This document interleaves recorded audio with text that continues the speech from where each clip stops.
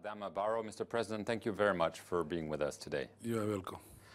Mr. President, I might call you maybe an accidental president. You were elected after 22 years of presidency of Yahya Jammeh. First, Mr. Jammeh conceded that he had lost the election. Then he changed his mind. There was a drama of several weeks. You were in neighboring Senegal, but eventually Mr. Jammeh accepted to leave the country. He's now in exile in Equatorial Guinea. You're back, and you're now officially the president. You're on a trip to France and Brussels. You've met with the French president. Are you hoping to get some support, not only political, not only moral, but also financial from this visit? First of all, I will answer your first question. I am not an accidental president. At my own party level, 3 people apply to contest for this presidency. 26 voted. 22 out of 26 voted for me. At the alliance level, 8 parties come together. 4 candidates contested the elections. I won the elections. I got 308. The second got 72. So I'm not an accidental president. I want us to clear that. We are in France because we were invited by the French president, Hollande, who made 2 speeches during the impasse and give a strong message to support the democracy in the Gambia. That's why we are here. We have a very busy schedule in the Gambia. National Assembly elections is on the 6th of April. We are here. We met basically all stakeholders in the French government. The message is positive.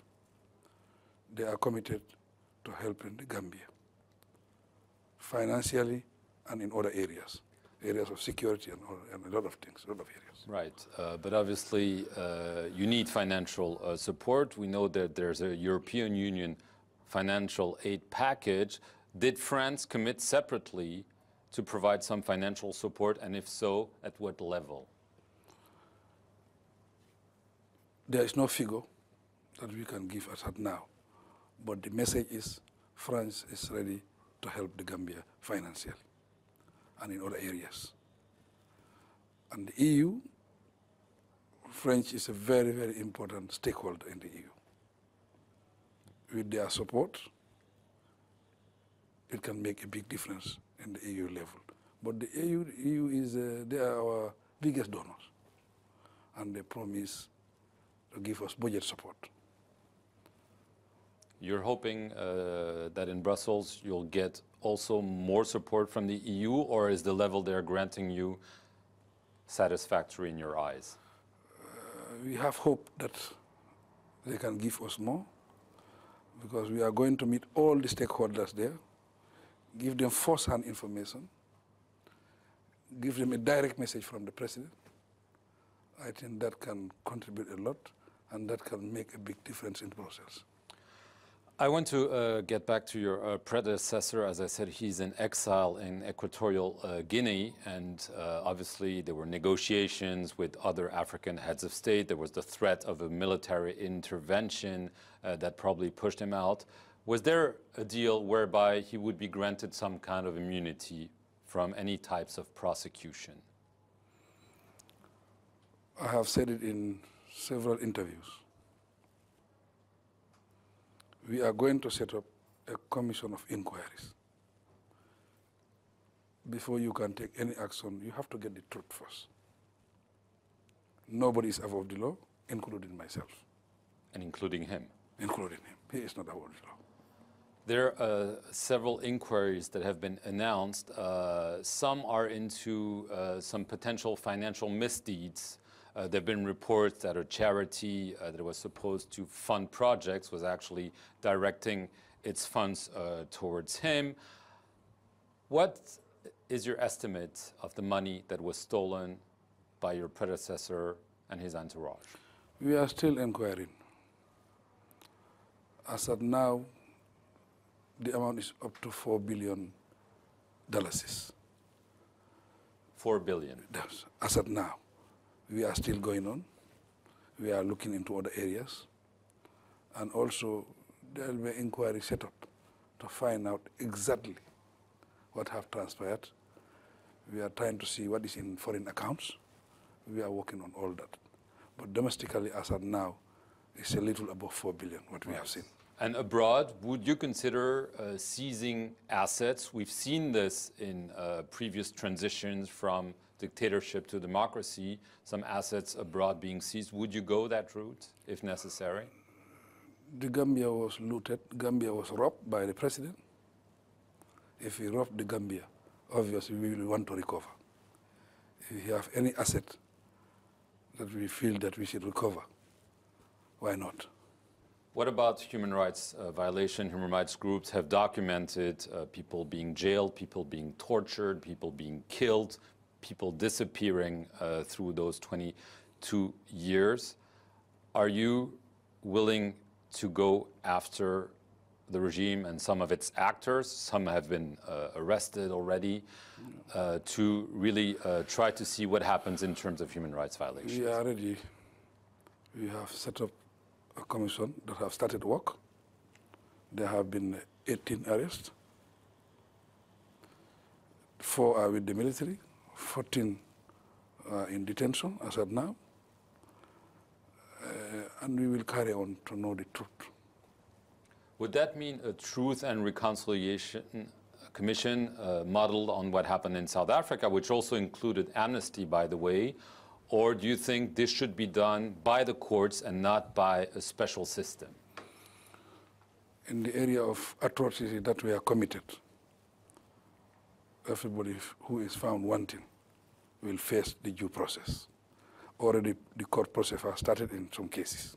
Would you consider, obviously your predecessor wanted Gambia to pull out of the International Criminal Court, the ICC.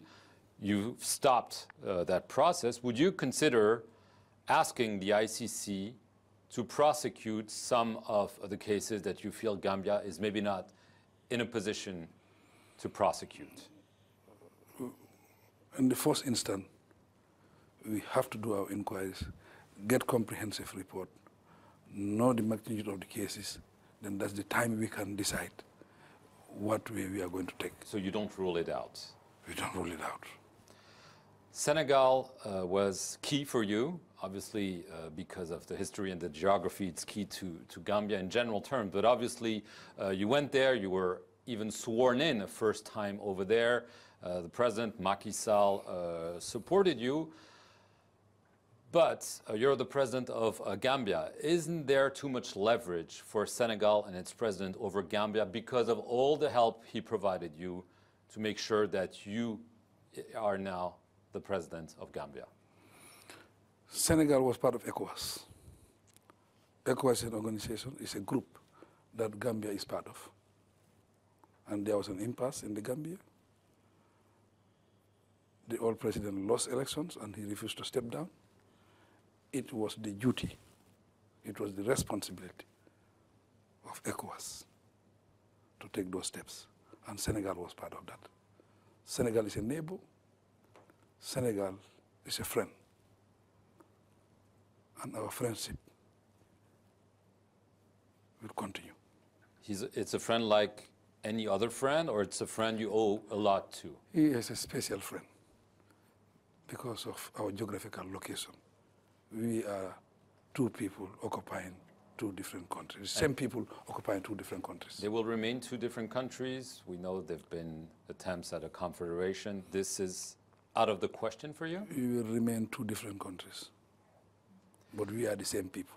Right. When you were elected, this was part of a 7-party coalition, and you described this as a family and that it would remain a family. You mentioned forthcoming elections scheduled for April 6th. This coalition actually doesn't exist anymore. The candidates are going to be running for different parties. Are you disappointed that this coalition only held for you to become president but cannot hold for the future? The coalition is there. Really? It remains intact, yes. There is a tactical alliance. When we say tactical, we don't want our parties to die. If you want to contest under the coalition is not a party, it's not a registered party. That means you have to resign from your party to contest as an independent candidate. So the coalition remains? If everybody resigns from your party, who is going to run the parties? That's why we see that the parties continue as a tactical alliance. So the coalition is on. You promised in the agreement that you would stay president for 3 years. Are you still committed to those 3 years, or could you decide to stay longer as president? This is the agreement. That's what we agree on principle. My mandate is 5 years, but the agreement is 3 years. We have a lot of work to do. When we get to that level, we will assess whether we have finished what we wanted to finish. It depends on the coalition. Right. Are you concerned that some remnants of the former regime, obviously 22 years means there were lots of people who were appointed, could still cause trouble in Gambia, including a potential coup? We are concerned. 22 years is a long period. And 22 years, a dictatorship rule. It's very difficult to erase them completely. There is potential, but we are very, very, very committed to make sure we secure that country, to make sure everything works in the interest of that nation. Okay, thank you very much, President. You're most welcome. Adama Barrow, and thank you very much for watching.